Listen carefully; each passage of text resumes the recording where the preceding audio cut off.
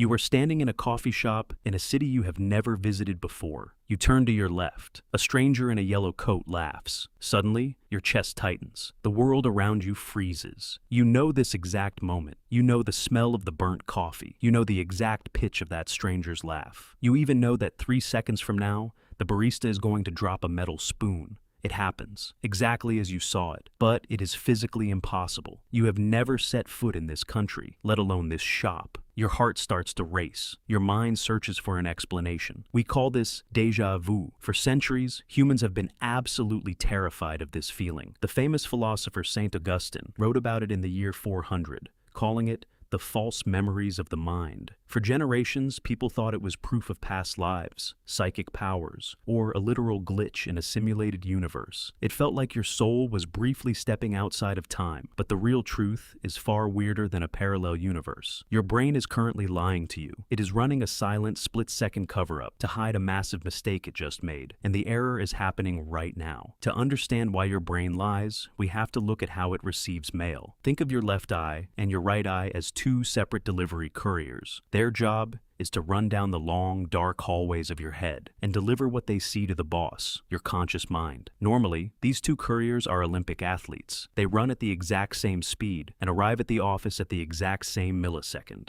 The boss takes both reports, merges them together, and says, I am looking at a coffee shop. But sometimes one of the couriers is lazy. Or maybe he trips over a rug. Imagine you were tired or stressed, or maybe you were just looking at your phone. For whatever reason, the left eye's report arrives a fraction of a millisecond before the right eye's report. The boss opens the first envelope. Okay, we are looking at a yellow coat. A millisecond later, the second courier bursts through the door, sweating, and hands over the exact same report. The boss looks at it, gets completely confused and says, "Wait a minute, I've already seen this exact image before." This is what scientists call the dual processing theory. It suggests déjà vu is just a timing lag. Your brain processes the present moment twice and mistakes the second time for a memory from the past. It is a beautiful, simple explanation. It makes perfect sense. There is just one problem. Scientists tested this theory, and they found out it is almost certainly wrong. If déjà vu were just a timing lag between your eyes, then blind people should never experience it. But in a famous study, researchers found that blind people experience déjà vu just as often as everyone else. They don't see a yellow coat, but they will hear a laugh, smell a cup of coffee,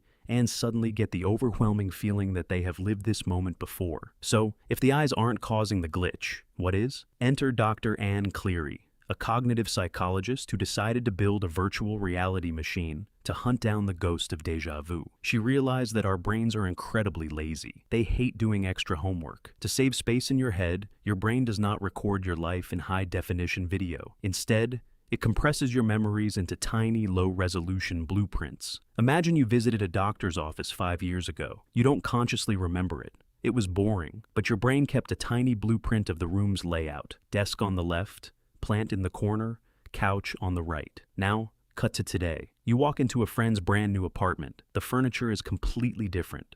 The walls are painted blue instead of white, but the spatial layout, the exact angles of the couch, the plant, and the table, is identical to that forgotten doctor's office. Your brain recognizes the blueprint. It screams, "I've been here before," but because you cannot recall the boring doctor's office, you can't find the source of the feeling. You are left with a creepy floating sensation of familiarity with no anchor. Dr. Cleary calls this Gestalt familiarity. In her virtual reality lab, she built 2 different virtual places with the exact same layout. She had people walk through a virtual bowling alley, and later, a virtual train station with the same shape. The moment they walked into the train station, the subjects froze. They had never seen it before, but they swore they had. The blueprint matched, but their memory failed to find the file. It is like meeting someone who looks exactly like your 3rd grade teacher, but they are wearing a wig and sunglasses. You know them, but you can't place them. But layout doesn't explain everything. Sometimes, déjà vu hits you when you are staring at a blank wall or just listening to a friend talk. And that brings us to the most dangerous explanation of all. A silent electric misfire deep inside your head that, in some people, never stops. Deep inside your brain sits a tiny security guard called the rhinal cortex. Its only job is to flag things that are familiar. Think of it like a guard holding a single button. When you see your keys, your dog, or your front door, this little guard presses the button labeled familiar. But occasionally, the guard has a muscle spasm. A tiny random surge of electricity pulses through your brain. It is actually a microscopic seizure, completely harmless to your health, but it forces the guard to hold the button down. Suddenly, the familiar alarm is screaming at maximum volume. You look at a random brick wall, a stranger's hand, or a plastic spoon, and the alarm says, "This is a memory. You know this." For most of us, this electric glitch lasts maybe 3 seconds, and then the guard lets go of the button. But for some people, the button gets permanently stuck. In the medical world, there are rare cases of people with temporal lobe epilepsy who live in a permanent state of déjà vu. One famous patient in the UK stopped watching television, reading newspapers, or going shopping. Why? Because he truly believed he had already lived those moments. He felt like he was watching a repeat of his entire life, every single second of the day. For him, the present had been entirely eaten by a fake past, which leaves us with one final haunting question. If our brains can easily make a random brick wall feel like a deep, emotional memory, how do we know any of our memories are actually real? If déjà vu feels like a malfunction, you should actually be glad it happens.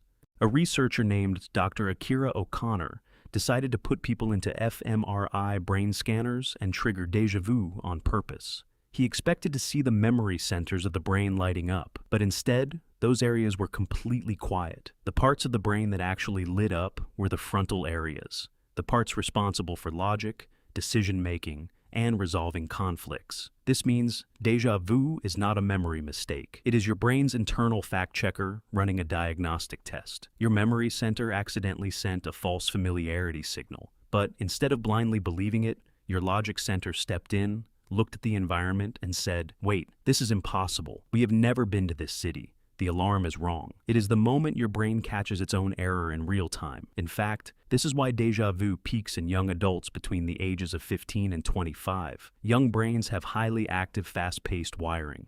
As you get older, your brain's alarm system becomes less sensitive, and the fact-checker doesn't have to work as hard. We live in a world where we trust our minds to tell us what is real, what is past, and what is present. We build our entire identities on the assumption that our brains are perfect recorders of our lives. But every now and then, the courier trips, the blueprint overlaps, or the button gets stuck. And for 3 brief seconds, you get to look behind the curtain of your own mind and realize you are just a passenger in a very complicated, beautifully glitchy machine.